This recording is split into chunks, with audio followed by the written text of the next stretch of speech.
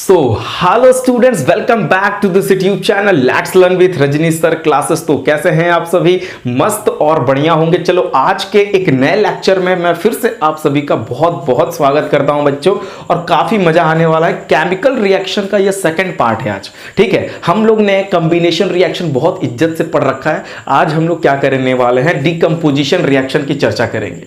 आज का हमारा टॉपिक क्या है बच्चा? Decomposition reaction. नाम सुन के ही आपको एहसास हो रहा होगा कि डीकंपोजिशन में वाकई में होता क्या है। समझ में आ रहा है? डीकंपोजिशन का मतलब बच्चा टूटने से रिलेटेड है। डीकंपोज का मतलब आप समझ रहे हो, यहां पे स्प्लिट होने से मतलब है। तो बच्चा ये देख, कॉम्बिनेशन रिएक्शन तो बहुत इज्जत से हम लोग ने पढ़ रखा। आज हम लोग पढ़ेंगे डीकंपोजिशन रिएक्शन होते क्या है, वाकई में इनके कौन कौन से टाइप्स होते हैं, इनके क्या क्या रिएक्शन है, ये सारी चीजें बहुत अच्छे से पढ़ने वाले। और मुझे उम्मीद है कि आपको फाइनली लास्ट में जरूर कॉम्बिनेशन डीकंपोजिशन रिएक्शन आएगा। जिस तरीके से आप लोग को कॉम्बिनेशन रिएक्शन अच्छा लगा, उसी तरीके से मुझे लगता है कि आपको डीकंपोजिशन भी बहुत अच्छा लगने वाला है। तो चलिए बिना किसी देरी के स्टार्ट करते हैं अपने टॉपिक को। तो चलो, फर्स्ट टॉपिक आपके सामने दिख रहा है बच्चा, डीकंपोजिशन रिएक्शन। अब डीकंपोजिशन की बात अगर हम करें तो आपको इतना तो पता ही होना चाहिए कि बच्चा डीकंपोजिशन मतलब होता है स्प्लिट होना। यानी कि कोई एक कंपाउंड होगा बच्चा AB, क्या होगा? AB अगर होगा तो ये टूट के स्प्लिट होके A+B बना ले। बच्चा देख ध्यान से, क्या बोल रहा हूं यहां पे कि मतलब एक सिंगल कंपाउंड स्प्लिट इनटू 2 और मोर एटम्स या मॉलिक्यूल्स, जो भी आपकी इच्छा हो बोल सकते हो। मतलब हम कह सकते हैं कि रिएक्टेंट सिंगल होगा बट प्रोडक्ट्स जो होंगे 2 और मोर, है ना। Those chemical reaction in which single reactant split into 2 और मोर डिफरेंट प्रोडक्ट। समझ रहे हो क्या बोलना चाह रहा हूं? Those chemical reaction in which single reactant split and form 2 और मोर डिफरेंट प्रोडक्ट। यानी कि सिंगल रिएक्टेंट टूट के 2 और मोर अलग अलग प्रोडक्ट्स बन जाए। लेकिन यहां पे एक छोटी सी स्टोरी होती है। बी ए के लिए गाना गाते हैं, ठीक है। बी क्या बोलते हैं ना, बी को बोलते हैं ए दोस्ती नहीं तोड़ेंगे, ठीक है। इनका नाम ए ही तो है, तो बी ए के साथ दोस्ती कर रखे थे ना यार, दोस्ती कर रखे, तोड़ना नहीं चाह रहे इतने आसानी से, और टूटेगा भी नहीं इतने आसानी से। अभी नॉर्मली ऐसे ए बी लोग बैठे बैठे, ऐसे नहीं कि आज बैठे कल ए उधर हो जाए बी, ऐसा कुछ नहीं होने वाला है। यहाँ पे कुछ मामला होगा तब तो होगा, है ना। आपके एकदम आपका फ्रेंड और आपके फ्रेंड के बीच में काफी ज्यादा क्लोजनेस है, तो कोई ऐसे थोड़ी कि आज बैठे हो बहुत क्लोज है और कल उधर हो गया तुम इधर हो गए, ऐसा होगा क्या? जब तक कोई एक्सटर्नल चीज उस पे ना लगे, जब तक कोई एक्सटर्नल चीज उस पे कोई बाहर से आके तुम्हारा दुश्मन आके उसमें कुछ छेड़खानी कर दे, तभी तो अलग होगे भाई, वैसे तो होगे नहीं। तो वही सिस्टम यहाँ पे भी चलता है। ए और बी का काफी स्ट्रॉन्ग बॉन्डिंग अपना ये लोग पड़े हुए हैं, ठीक है। ए और बी, इन लोगों में क्या हुआ, स्प्लिट हो गए ए और बी। लेकिन हुआ कैसे, ये समझो बात को। हुए कैसे ये समझ लेते हैं। भाई बी ने तो बोल दिया ए दोस्ती हम नहीं तोड़ेंगे तुम्हारे लिए, है ना, ए के साथ दोस्ती नहीं तोड़ेंगे।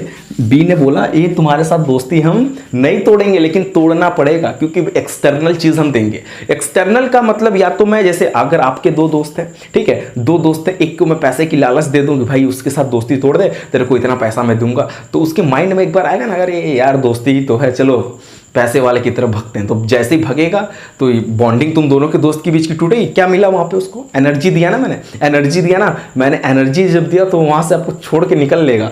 वही मामला यहाँ पे भी है। बी गाना गा रहा है कि ये दोस्ती नहीं तोड़ेंगे हम, ठीक है, लेकिन तोड़ोगे, तुम भी तोड़ोगे, तुम्ही को पैसा दूंगा मैं। बी देख रहे हो ना, इन्हीं को देना है मुझे। अब मैं क्या करने वाला हूं पता है, ए और बी को मैं एनर्जी दूंगा। क्या दे सकता हूं वो समझो। मैं ए और बी को ना इलेक्ट्रिसिटी अगर दे दूं तो भी टूट जाएंगे, ठीक है। अगर मैं इनको सनलाइट की प्रेजेंस में लेके जाऊं तब भी टूट जाएंगे। इनको मैं सिंपली हीट कर दूं तब भी टूट जाएंगे। यानी कि मतलब देखो, किसी ना किसी के प्रेजेंस में आप गैस पे जाते हो, जब चाय रखते हो तो क्या आप बिना गैस जलाए आपकी चाय तैयार हो जाती है क्या? आपने पूरा मिल्क, दूध डाल दिया, पानी डाल दिया, अदरक डाल दिया, चीनी डाल दिया, चाय पत्ती पूरा डाल के मिक्स कर लिया और 10 मिनट बाद गए चलो भाई कप में चाय पी लेते हैं। आपने गैस चालू नहीं किया था तो क्या चाय पी लोगे? वो एक्सेप्शनल कोई एक दो होगा क्या यस सर हम पी सकते हैं, वो वैसे लोग हो तो बताना मुझे, ठीक है। वो गैस चालू ही नहीं किया, जब तक हीट की प्रेजेंस नहीं मिली तो क्या चाय बनेगा? आप बताना। जब तक हीट की प्रेजेंस नहीं मिला तब तक चाय बना नहीं। तो किसी ना किसी के प्रेजेंस में कोई केमिकल रिएक्शन तो होगा। तो यहाँ पे बच्चा क्या होने वाला है, या तो हीट की प्रेजेंस में हो जाए, या तो सनलाइट की प्रेजेंस में हो जाए, या तो इलेक्ट्रिसिटी देके इनको तोड़ा जा सके। मैं एक एक करके सबके एग्जाम्पल बताऊंगा कि कौन कौन से ऐसे एग्जाम्पल हैं कि जिनको आप इलेक्ट्रिसिटी दे के तोड़ सकते हैं, सनलाइट दे के तोड़ सकते हैं, हीट दे के तोड़ सकते हैं। एक एक करके हम लोग चर्चा करेंगे एक एक रिएक्शन के बारे में। लेकिन सिंपली आप सभी को यह पता होना चाहिए, अगर आप सारे बच्चों को डीकंपोजिशन रिएक्शन के डिफिनीशन आ गए ना तो लाइक जरूर करो। मुझे आइडिया लग जाएगा ना कि भाई इतने बच्चों को डीकंपोजिशन रिएक्शन की डिफिनीशन आ गई। फिर से सुन लो, those chemical reaction in which single reactant split into two और मोर डिफरेंट प्रोडक्ट। समझ गए? मतलब ऐसे केमिकल रिएक्शन जिसमें एक सिंगल रिएक्टेंट स्प्लिट होके टू और मोर डिफरेंट प्रोडक्ट बना दे, है ना। डांस नहीं कर रहा मैं, ऐसे ये डांस नहीं है, मतलब बता रहा हूं भाई कि एक सिंगल रिएक्टेंट स्प्लिट होगा और दो प्रोडक्ट दे देगा। जरा देखो कॉम्बिनेशन में क्या करता था, एहसास है आपको? कॉम्बिनेशन में पता क्या करता था, टू और मोर रिएक्टेंट्स होते थे, है ना। डिफरेंट टू और मोर रिएक्टेंट्स होते थे, कंबाइन होते थे और सिंगल प्रोडक्ट देते थे, है ना। रिएक्टेंट में टू और मोर, प्रोडक्ट में सिंगल, तो कॉम्बिनेशन। डिफिनीशन जरा आप समझो बात को कि उसके हेडिंग में ही रखा है, उसके जो नाम है ना जो जिसकी चीज पूछ रहा हूं उसी में छिपा हुआ है। कॉम्बिनेशन मतलब जुड़ना, ठीक है। डीकंपोजिशन में तुड़ना नहीं, टूटना बोलना है, तुड़ना मत बोलना, ठीक है। तो टूटना। डीकंपोजिशन रिएक्शन ऐसा रिएक्शन होता है बच्चों, फाइनली लास्ट बार बता के मैं आगे चलना चाहता हूं। डीकंपोजिशन रिएक्शन ऐसा रिएक्शन होता है जिसमें आप एक सिंगल रिएक्टेंट को हीट या इलेक्ट्रिसिटी या सनलाइट की एनर्जी कुछ भी देके आप उसको तोड़ दीजिए ना, that is known as decomposition reaction. आपके सामने लैंग्वेज भी पड़ा, अगर आपकी लिखने की इच्छा हो ना तो नोट डाउन कर लेना, ठीक है। मैं एक बार रीड भी कर देता हूं ये। Those reaction in which single compound breaks down मतलब तो वही हुआ स्प्लिट अप, है ना। टूट जाता है बच्चा इनटू टू और more simpler substance are called decomposition reaction. समझ में आया? देखो डीकंपोजिशन रिएक्शन को 4 टाइप में हम क्लासिफाई करके पढ़ने वाले हैं। ये देखो डीकंपोजिशन रिएक्शन की डिफिनीशन तो आ गया। डीकंपोजिशन रिएक्शन को 4 टाइप में क्लासिफाई करके पढ़ने वाले हैं। सबसे पहली बात मैं आप लोग को पढ़ाने वाला हूं थर्मल डीकंपोजिशन रिएक्शन क्या होता है। सबसे पहली बात कि मैं अभी आपको पढ़ाऊंगा थर्मल डीकंपोजिशन रिएक्शन क्या होता है। नेक्स्ट मैं पढ़ाऊंगा बच्चा इलेक्ट्रोलाइटिक डीकंपोजिशन रिएक्शन क्या होता है, हम लोग सेकेंड टाइप में पढ़ने वाले हैं। फोर्थ में पढ़ाऊंगा बच्चा फोटोलाइटिक डीकंपोजिशन रिएक्शन के बारे में। किसके बारे में? फोटोलाइटिक डीकंपोजिशन रिएक्शन के बारे में। फाइनली मैं आपको पढ़ाने वाला हूं decomposition reaction occurring in our body. हमारे बॉडी में भी डीकंपोजिशन रिएक्शन होते हैं। अगर आपको पता हो तो फिर एक बार लाइक दबा दो, वैसे एक ही बार दबाओगे भाई, दोबारा मत दबा देना, ठीक है। दोबारा फिर वो अनलाइक में ही चला जाएगा मेरा। अनलाइक मतलब फिर एक बार किया फिर कर दोगे तो क्या होगा आप बताओ, ठीक है। ऑड में करना, ठीक है, इवन में नहीं करना। इवन में करोगे तो मामला गड़बड़ हो सकता है। चलो उसके बाद देखो डीकंपोजिशन रिएक्शन के मैं 4 क्लासिफिकेशन आपके सामने लाऊंगा, एक एक करके लाऊंगा। अभी आपको नोट डाउन करना है, इसका स्क्रीनशॉट लीजिए, जो भी लेना लीजिए। अब अगले स्लाइड में आपके सामने लगाता हूं थर्मल डीकंपोजिशन रिएक्शन क्या होते हैं, इसको नोट करिए। स्लाइड में बच्चा मैं पढ़ाने वाला हूं थर्मल डीकंपोजिशन रिएक्शन। आपको एक चीज पता होना चाहिए कि what is thermal decomposition reaction.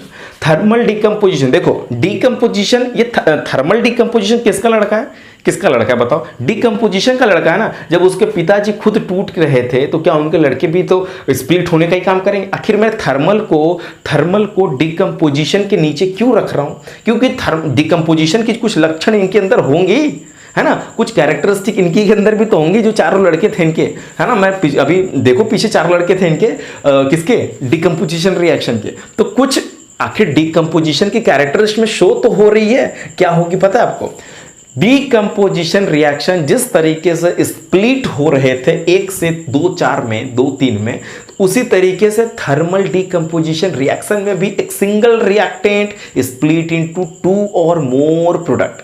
A single reactant is split into 2 और more product, but when we give heat, जब आप हीट देंगे, मतलब हीट की प्रेजेंस में जो रिएक्शन स्प्लिट होता है ना, उसको बोलते हैं thermal decomposition reaction. Thermal decomposition reaction ऐसा रिएक्शन होता है बच्चा जो केमिकल रिएक्शन हीट देने पे टूट जाए, है ना, हीट देने पे क्या हो, टूट जाए, उसको बोलते हैं थर्मल डीकंपोजिशन रिएक्शन। आपके सामने डिफिनीशन पड़ा है, कोई डीकंपोजिशन रिएक्शन बच्चा तब हो जब वो एब्जॉर्बिंग हीट को एब्जॉर्ब करे। अच्छा जरा ये बताओ, हीट को एब्जॉर्ब करेगा तो क्या होगा? मैं ऐसे खड़ा हूं, सूर्य की रोशनी, मेरे पास रोशनी आ रही है ना, रोशनी, सन की रोशनी आ रही है, मैं कोई कंपाउंड हूं मान लो, ठीक है, सिल्वर क्लोराइड हूं मान लो, ठीक है, मैं क्या हूं, सिल्वर क्लोराइड, और मेरे पास रोशनी आ रही है। कौन आ रही है? रोशनी। सूरज से चल के मेरे पास रोशनी आई, सूरज के से चल के मेरे पास कौन आ गई? रोशनी। अब रोशनी मेरे पास जब आएंगी तो रोशनी मुझे क्या करेंगी? तोड़ देंगी। रोशनी मुझे तोड़ देंगी, तोड़ने के बाद पता है क्या होगा? Ag और Cl अलग अलग। अरे भाई रोशनी कौन सी रोशनी समझ रहे हो? वो सनलाइट से जो रोशनी आती है उसकी मैं बात कर रहा हूं, ठीक है, समझ में आ रहा है कौन सी रोशनी? सनलाइट से जो रोशनी चली, सनलाइट ही तो रोशनी है, सनलाइट ही तो रोशनी है। तो रोशनी जब मेरे पास आई और मैं कौन हूं? सिल्वर क्लोराइड हूं, तो क्या हुआ? ठीक है, अभी ये चीजें मैं सिखाऊंगा अपने फोटोलिटिक वाले में, मैं अभी यहाँ पे हीट वाला सिखा रहा था, लेकिन मैं आपको जनरली की एग्जांपल दे रहा हूँ। चलो इसका ही एग्जांपल देता हूँ, थर्मल डिकम्पोजिशन का। अभी जब मैं आपको ये जो एग्जांपल, रोशनी वाली एग्जांपल, पता कहाँ चलेगा? ये फोटोलिटिक जब पढ़ाऊंगा ना वहां चलेगा, अच्छा लगेगा। अभी वैसे कहोगे सर आप थर्मल डिकम्पोजिशन पढ़ा रहे हो, बात कर रहे हो रोशनी की, है ना, पढ़ा रहे हो थर्मल डिकम्पोजिशन की और बात कर रहे हो रोशनी की, तो रोशनी की बात अभी नहीं कर रहा हूं मैं, ठीक है, जरा रुक जाता हूं, आपके सामने पहले इनको खत्म कर लूं तो फिर पढ़ाता हूं। चलो मान लेता हूं मैं लेड नाइट्रेट हूं, क्या ना हूं? मैं लेड नाइट्रेट हूं। अब मेरे को गर्म करो, ठीक है, जब लेड नाइट्रेट को गर्म करोगे ना तो लेड मोनोऑक्साइड, मतलब लेड ऑक्साइड में ये टूट जाएगा। चलो मैं लिखता हूं आपके सामने, ये देखो, लेड नाइट्रेट का फॉर्मूला होता है बच्चा PbNO3 का होल ट्वाइस, ठीक है, PbNO3 का होल ट्वाइस। ये जनरली इसका स्टेट बच्चा सॉलिड होता है, ठीक है, इसका स्टेट जनरली क्या होता है? सॉलिड होता है, ठीक है। इसके बाद मैंने क्या किया बच्चा, इसको जैसे ही मैं हीट करूंगा, आप इसको जनरली ट्राइंगल, ये देख रहे हो, इस तरीके पे भी दिखा सकते हो, ट्राइंगल भी आप बना लोगे तो वो हो गया, इंक्लूड कर लिया गया हीट, रिप्रेजेंटेशन है उसका, ठीक है। आप हीट लिखने की इच्छा ना हो तो आप यहाँ पे ट्राइंगल बना देना, चल जाएगा। चलो मैंने क्या किया, सिंपली लेड नाइट्रेट को मैं हीट किया, लेड नाइट्रेट को, ये कलरलेस है, ठीक है, ये क्या है? कलरलेस है, lead nitrate, colourless lead nitrate को मैंने क्या किया? हीट किया। अब जैसे ही मैंने हीट किया ना बच्चा, लेड मोनोऑक्साइड बन गया। क्या बन गया? Lead monoxide. और ये एक तरीके से लेड मोनोऑक्साइड या लेड ऑक्साइड बोल दो ना, सिंपली बोल दो लेड ऑक्साइड, लिख देता हूं मैं आपके सामने, लेड ऑक्साइड, ठीक है, लिख दिया मैं। चलो ये पता है आपको, कलरलेस से बच्चा येलो कलर का फॉर्मेशन दे दिया ये, ठीक है। तो अभी कलर की मैं जनरली बात नहीं कर रहा यहाँ पे, इसकी भी स्टेट बच्चा ना सॉलिड ही होगा। लेकिन लेड नाइट्रेट जब हीट किया मैंने तो लेड ऑक्साइड बनाया, सिर्फ लेड ऑक्साइड थोड़ी बनाएगा, नाइट्रोजन डाइऑक्साइड भी रिलीज होगा, ठीक है, नाइट्रोजन डाइऑक्साइड मीन सिर्फ गैसियस स्टेट होगा। चलो उसके बाद सिर्फ नाइट्रोजन डाइऑक्साइड ही नहीं देगा, ऑक्सीजन गैस भी रिलीज करेगा। चलो वेरी गुड, O2 रिलीज हो जाओ बाबू तुम भी, ठीक है। तो जनरली देखो स्टेट भी मैं लिख रहा हूं, मैंने एक चीज आपको पढ़ाया था कि आप अपने केमिकल रिएक्शन को इनहेंस कर सकते हैं, उसकी मतलब सुंदरता को बढ़ा सकते हैं। अगर आपको अपनी सुंदरता बढ़ाना हो तो आप क्या लगाते हैं चेहरे पे, ठीक है। आप कोई ये मत कमेंट बॉक्स में लगाना सर चेरी लगा के हम रगड़ लेते हैं, चेरी लगाते हैं। अरे भाई चेरी नहीं लगाते हो, मैं समझता हूँ क्या लगाते हो, ठीक है। चलो तो क्या हो रहा है यहाँ पे, तो इनकी भी सुंदरता अगर बढ़ानी हो ना तो क्या है पता है, इसकी स्टेट्स को लिखो, इक्वेशन को बैलेंस कर दो यार, इक्वेशन को बैलेंस करते हैं। चलो इक्वेशन को बैलेंस करते हैं। लीड कितने टाइम 1 में, चलो लीड बेटा तुम बैलेंस हो, 3 2 6 है ना, 3 2 6 हो रहा है यहाँ पे, यानी कि ऑक्सीजन अपने पास बच्चा यहाँ पे 6 है और यहाँ पे देखो 2 2 4 1 5, यहाँ पे हम क्या करते हैं 2 लगा देते हैं, 2 2 2 हो गया बैलेंस है। चलो चलो चलो हो गया, मतलब 6 हो गया ना, 2 2 2 6। चलो यहाँ पे भी हो गए थे 6, लेकिन लेड बच्चा 2 हो गया। चलो 2 लगाने में शर्म की बात थोड़ी है, हो गया ना 2, लेकिन एक मामला फंस रहा है यहाँ पे, 2 हो गया यहाँ पे। देखो नाइट्रोजन कितनी बार आ रहा है, 2 टाइम्स आ रहा है ना नाइट्रोजन, लेकिन 2 नहीं, यहाँ पे भी 2, 4 आ रहा है, 4 आ रहा है, 4 आ रहा है। चलो यहाँ पे 4 लगाना पड़ जाएगा, तो 4 2 8, 4 2 8 8, और क्या हो गया 8 2 10, 10 to 12, 10 to 12, 10 to 12। उसके बाद देखते हैं यहाँ पे 3 2 6, 6 2 2, अरे यार बैलेंस हो गया इक्वेशन, ठीक है, मजा आ गया। इक्वेशन जल्दी देखो, इसका कोई सिस्टम नहीं होता है, पहली बात ये तो चलता है, माइंड की खेल होती है कितनी जल्दी बैलेंस हो जाए। हो गया, अच्छी बात है, इत्तेफाक था, ठीक है, आप लोग भी करेंगे तो हो जाएगा ऐसे। दरअसल देखो इक्वेशन बैलेंस करना ना, आप हड़बड़ी में करोगे कभी नहीं बैलेंस कर पाओगे। इक्वेशन को बड़े इत्मीनान से देखते हैं कि अरे यहाँ पे क्या है, यहाँ पे क्या है। जो हड़बड़ी करेगा इक्वेशन के साथ 100% है ना, बैलेंस नहीं कर पाएगा। बच्चा इस नोट तो कर ही लिया होगा आपने कि कलरलेस लेड नाइट्रेट जो है येलो, आपका येलो लेड ऑक्साइड दे रहा है। कलर का भी फॉर्मेशन हो रहा है, उसकी बात हम नहीं कर रहे थे, लेकिन अगर आपकी इच्छा हो तो नोट कर लेना कि कलरलेस लेड नाइट्रेट जो है आपका yellow mono oxide, yellow lead oxide दे रहा है, ठीक है। इस तरीके से लिखिए, ब्राउन फ्यूम्स भी है आपकी ये नाइट्रोजन डाइऑक्साइड के, ठीक है, नोट करना, आप नोट कर लीजिए, कोई बात नहीं। क्वेश्चन आपको ये पता होना चाहिए, कैल्शियम कार्बोनेट का बच्चा फॉर्मूला होता है CaCO3। जनरली बच्चा इसका स्टेट जो होता है सॉलिड स्टेट होता है, ठीक है। मैं स्टेट भी लिख रहा हूं, इनकी सुंदरता को बढ़ाते चल रहा हूं लगातार, ठीक है। मैं इसको बच्चा जनरली मैं क्या कर रहा हूं, हीट। मैं इस टाइम जो जो केमिकल रिएक्शन पढ़ाऊंगा ना, वो सारा किससे रिलेट होगा, थर्मल डीकंपोजिशन रिएक्शन से रिलेट करेगा। किससे रिलेट करेगा, थर्मल डीकंपोजिशन रिएक्शन। अब थर्मल डीकंपोजिशन क्या कहता है ये मत पूछने लगना, ठीक है, तो गजब बेइज्जती हो जाएगी हमारी, ठीक है। आपके साथ साथ हमारी भी तो हो जाएगी, भाई पूरा पढ़ा रखा हूं मैं।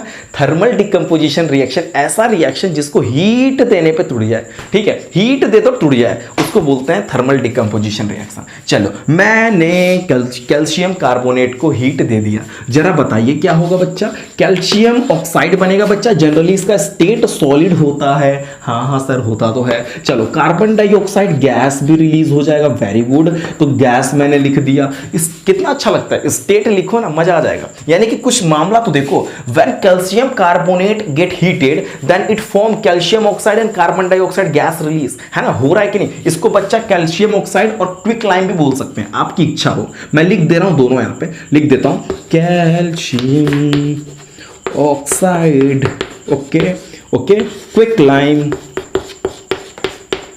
जो आपकी इच्छा हो ना लिख लेना, ठीक है। तो मेरी बात मतलब यहां पे समझो, कभी कभी ना, कभी कभी एग्जाम में ऐसे भी आ जाता है, कैल्शियम कार्बोनेट एरो को हीट करके एरो करके छोड़ देगा, कहेगा क्या बनेगा आप बताओ। तो तुमको पता, याद रखना पड़ेगा, calcium carbonate when calcium carbonate get heated then it decompose, then it split and form calcium oxide and carbon dioxide release. कभी कभी पूछ देगा कि कौन सी गैस रिलीज होगी, कौन सी गैस, तो फिर उस समय बेचैन नहीं हो जाएंगे, एकदम बेचैनी नहीं छा जानी चाहिए आपके अंदर।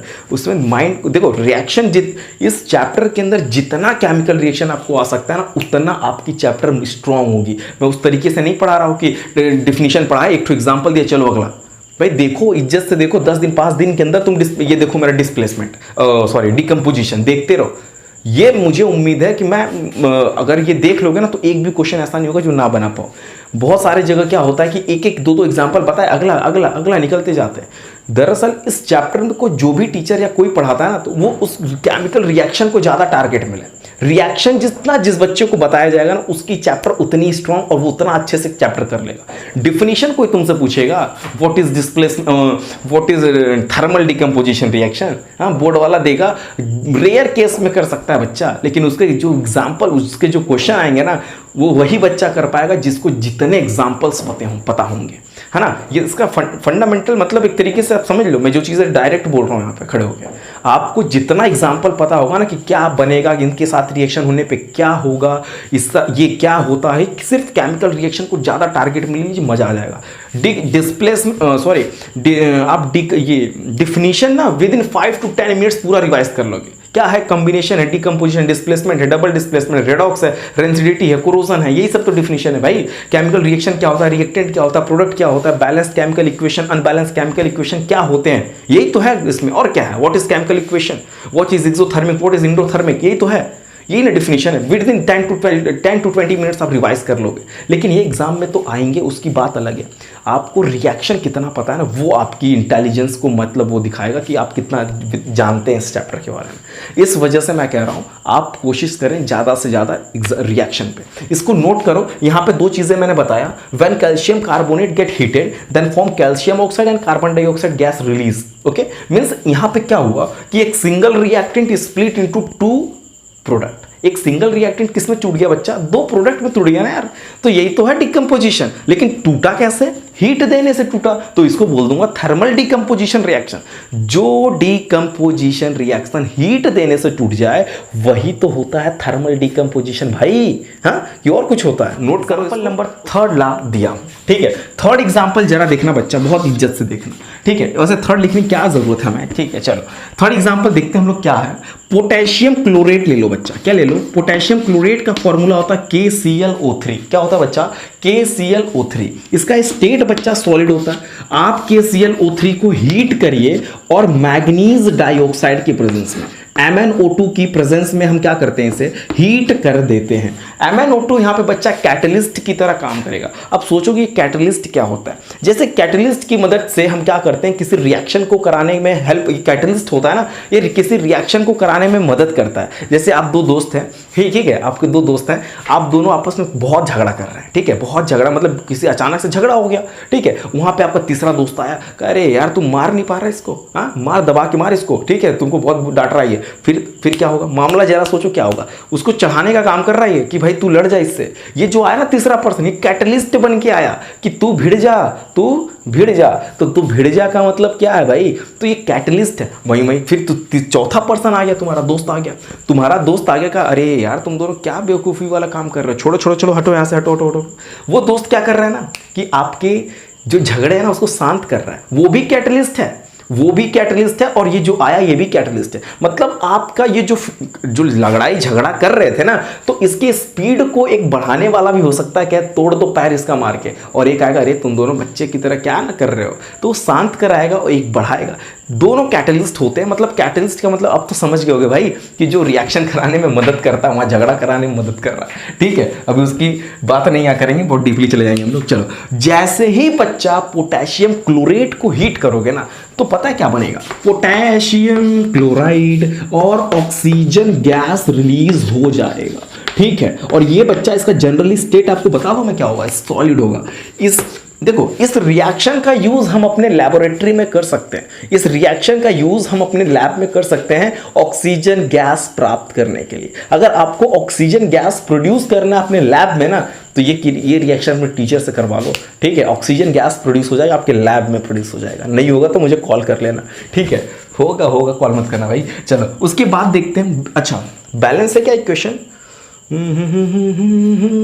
2 है, इधर 3 है। सबसे पहला तो इधर 3 है, तो इसको ऑड है ना, इसको इवन बना देते हैं बच्चा। देख 2 3 6 हो गया, 2 3 6, 2 3 6। ऑक्सीजन कितनी बार हो गया? ऑक्सीजन को चक्कर छोड़ो यार, पोटेशियम 2 हो गया। तो चलो चलो तुम भी 2 हो जाओ, तो पोटेशियम भी 2 हो गया।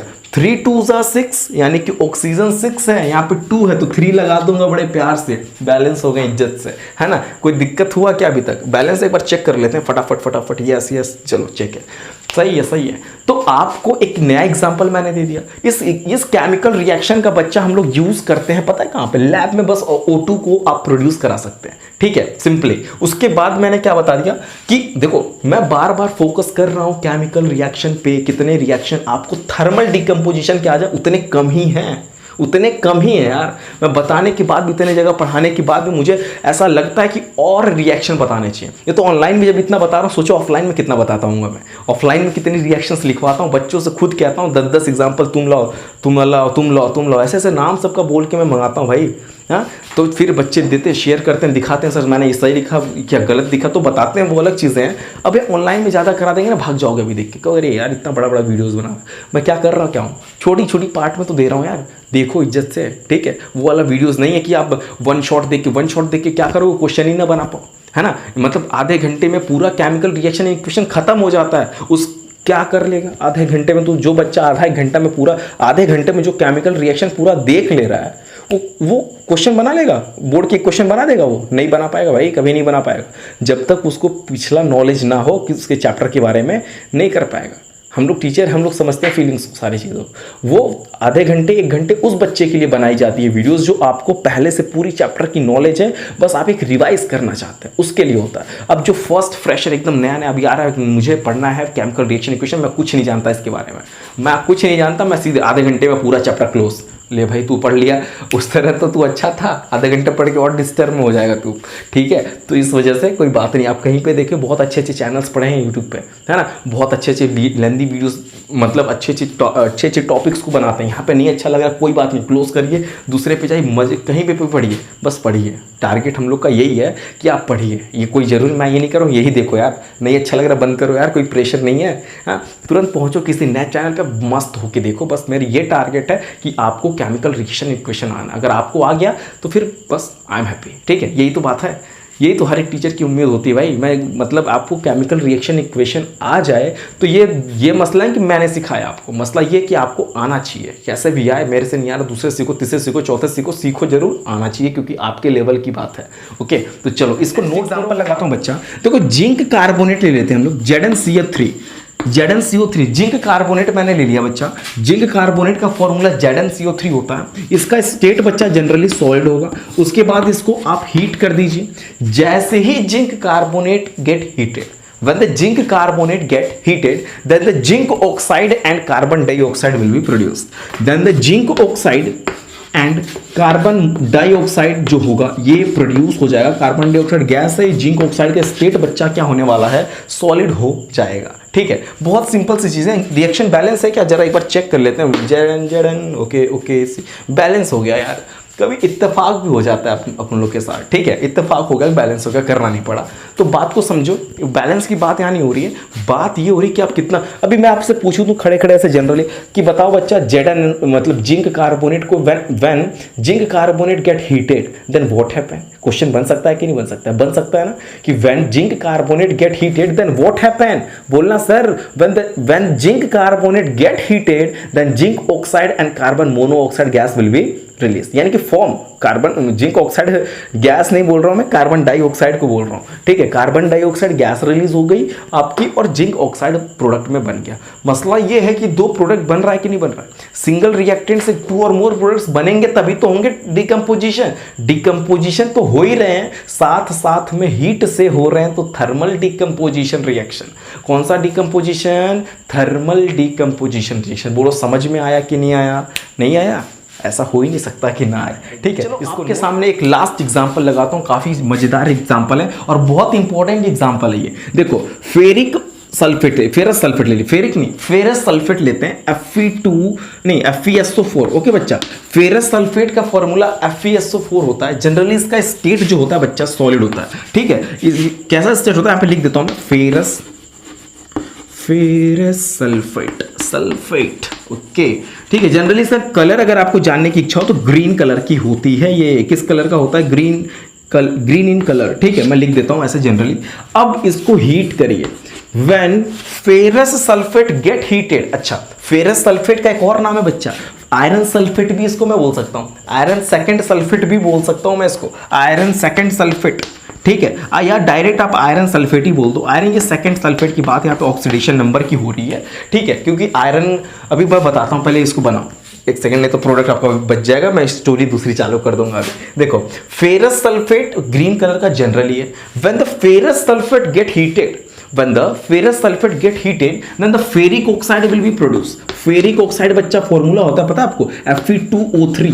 फेरिक ऑक्साइड है ये, इसका नाम क्या है, फेरिक ऑक्साइड। इसका जनरली फेरिक लिख देता हूं मैं यहाँ पे, ferric oxide,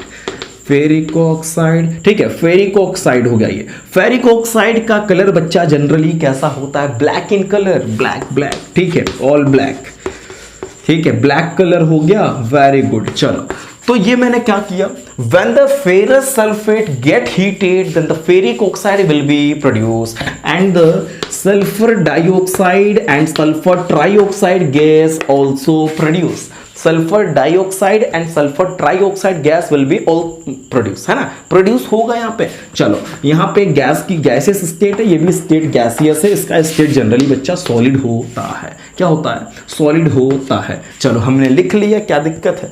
ferrous sulphate balance है क्या इक्वेशन, यहाँ पे 2 टाइम्स आयरन है, यहाँ पे 2 लगा देते हैं। चलो, कुछ हुआ क्या, बहुत कुछ हो गया यार, तुमको पता क्या चला। When the ferrous sulfate get heated then मतलब देन क्या हुआ जरा बताओ, when the ferrous sulfate get heated then the ferric oxide will be produced, means green color ferrous sulfate converted into black color of ferric oxide। हुआ कि नहीं हुआ? हुआ। And the sulphur di and sulphur tri gas also produce, यहाँ पे burning smell, इसकी sulphur की smell आएगी, बर्निंग ऑफ सल्फर है ना, उसकी स्मेल आने वाली, जिससे वो कन्फर्मेशन, मतलब एक तरीके से सल्फर डाई और सल्फर ट्राई ऑक्साइड का गैस रिलीज हो रही है तो स्मेल आएगी। जब ये एक्सपेरिमेंट आप लैब में करोगे तब तो पता चलेगा भाई। हाँ, करते ही हो गया एक्सपेरिमेंट, हर जगह कहीं कर देते हैं हम लोग ऐसे जनरली, ठीक है। तो इसको वैसे कि फेरस वगैरह मामला समझ में आ गया कि नहीं आपको? ये आयरन सल्फेट, इसको मतलब कभी कभी बुक में हो सकता है नाम कुछ और आपको मिल जाए तो कंफ्यूज ना होना, आयरन सल्फेट भी इसको बोलते हैं, ठीक है। आयरन सेकंड सल्फेट अगर आ जाए तब भी बच्चा यही बनाना, FeSO4, मतलब आयरन के सेकंड ऑक्सीडेशन नंबर की बात हो रही है। चलो उसके बाद इसका अगर नाम अगर आपको जानने की इच्छा हो तो मैंने लिख रखा है फेरिक ऑक्साइड। अगर आपको कभी कभी एग्जांपल में दे सकता है आयरन थर्ड ऑक्साइड, आयरन के थर्ड ऑक्साइड, मतलब ऐसे ऐसे भी लिख सकता है, ठीक है, आयरन थर्ड ऑक्साइड, ओके। तो आयरन थर्ड ऑक्साइड का फॉर्मूला Fe2O3, जनरली आप कर लीजिएगा ऐसे, ठीक है। आयरन सेकंड ऑक्साइड की पूछ रहे हो, कोई बात नहीं यार, ले लो उसके भी, FeO हो जाएगा। बस यहाँ पे है ना आयरन सेकंड, यहाँ पे आयरन, यहाँ पे मैं 2 लगा दूंगा सेकंड ऑक्साइड।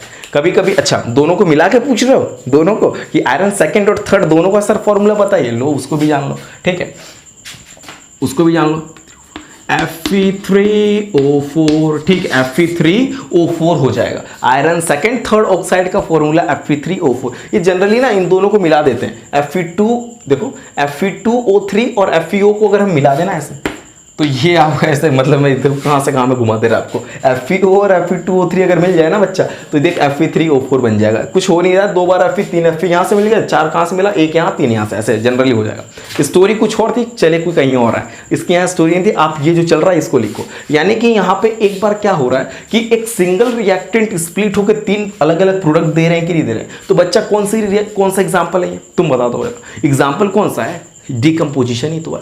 डिकम्पोजिशन बड़े प्यार से बोलता है कि बेटा एक लोग को तोड़ के मैं 3-4 बनाएगा, है ना, तो बनाएगा तो बनाना यार, लेकिन कैसे बनाएगा? अकेले अकेले बना देगा क्या? उसको कुछ देना पड़ेगा, बाहर से एनर्जी दो, है ना। यहाँ पे हमने सिर्फ हीट की बात कर रहा हूँ, तो हीट करो, तोड़ दो, 2-3 ले लो। तो this is the example of decomposition reaction, है कि नहीं है? बताओ कमेंट में, यस सर है, लिखो यस सर यार, समझ जाऊंगा मैं तुम यहाँ तक पहुँच गए, देखे हो जरूर, है ना। चलो वेरी गुड। अब यहाँ पे नोट माइंड में बच्चा सेट करना, आप कभी अपने साइंस लैब में जाइएगा ना तो आपको जनरली जो आपको अपने लैब में मिलेगा बच्चा, फेरस सल्फेट हेप्टाहाइड्रेट की फॉर्म में, जो आपके लैब में रखा होगा ना बच्चा, वो ऐसे लिखा होगा केमिकल सेल बॉक्स पे कि फेरस सल्फेट 7, मतलब ऐसे हेप्टाहाइड्रेट, मतलब पानी के 7 मॉलिक्यूल हैं तो हेप्टा लगाते हैं, ठीक है। फेरस सल्फेट हेप्टाहाइड्रेट, ये आप अपने माइंड में सेट करिएगा, कोई चीजें ऐसी मतलब इंपॉर्टेंट चीजें समझ के पढ़ लो, ठीक है। फेरस सल्फेट हेप्टाहाइड्रेट आपके लैब में होगा। जनरली इसमें पानी के साथ वाटर ऑफ क्रिस्टलाइजेशन, ऐसा समझिए कि 7 मॉलिक्यूल होते हैं जनरली, ठीक है। ये हम सबसे पहले जब हीट करेंगे, ये देखो ग्रीन कलर का ये होगा, ये ग्रीन कलर का, जब फर्स्ट आप इसको हीट करके पानी के 7 मॉलिक्यूल लूज करा दो, जब पानी के 7 मॉलिक्यूल लूज हो जाते हैं तो इसको एनहाइड्रस फेरस सल्फेट बोलते हैं। एनहाइड्रस फेरस सल्फेट मींस इसमें से वाटर ऑफ क्रिस्टलाइजेशन को आपने रिमूव कर दिया बाय हीटिंग, तो ये कन्वर्ट हो जाता है बच्चा वैसे व्हाइट कलर में, ठीक है। अभी आप जैसे भी समझना चाहते हो समझ लो कि जनरली आपके लैब में जो पड़ा होगा ना फेरस सल्फेट हेप्टाहाइड्रेट, वो ग्रीन कलर में होगा, ठीक है। आपको वो क्या कर रहा है, वाटर ऑफ क्रिस्टलाइजेशन, 7 मॉलिक्यूल है वाटर के, फर्स्टली जब हीट करोगे ना, फर्स्टली जब हीट करेंगे then the 7 molecules of water will be remove, तो बन जाएगा एनहाइड्रस फेरस सल्फेट। क्या बनेगा? एनहाइड्रस फेरस सल्फेट बन गया। Very good. अब ये बच्चा जनरली व्हाइट कलर हो जाएगा जब ये रिमूव होने के बाद, तो वो डिकम्पोज होके ना, ये वो डिकम्पोज होके ब्लैक आपका ये दे रहा है, कोट कलर दे रहा है, ठीक है। और सल्फर डाई, सल्फर ट्राई, आप अपने नॉलेज को इनहेंस कर सकते हैं इन चीज़ों को इंटर रिलेट करके। फिर भी अगर इस चीज़ों में कोई ऐसा चीज़ ना समझ में आया हो तो पूछ लो यार, कमेंट बॉक्स में डाल दो, कमेंट कर दो, बताता हूँ मैं क्या चीज़ें आपको नहीं आई होगी, ठीक है। नोट करना है।